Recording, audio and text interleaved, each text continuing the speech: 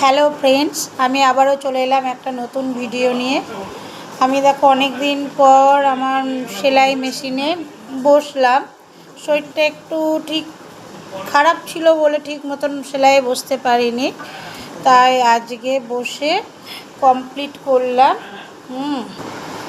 তাই আজকে কমপ্লিট হয়ে গেল।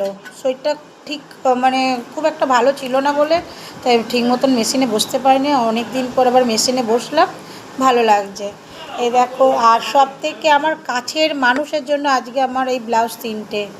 এই দেখো, প্রথম ব্লাউজ, এই ডিজাইনটা সেই মটকা ডিজাইনের মতন।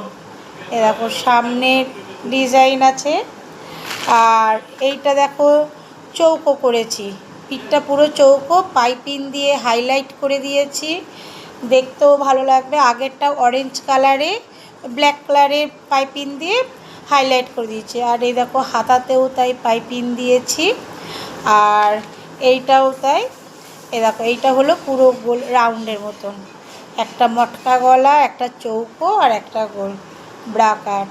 মানে এটা এই ব্লাউজ তিনটে হলো আমার মায়ের, আর পাইপিং দিয়ে হাইলাইট করে দিচ্ছি। বাই বন্ধুরা, নেক্সট ভিডিওতে দেখা হচ্ছে।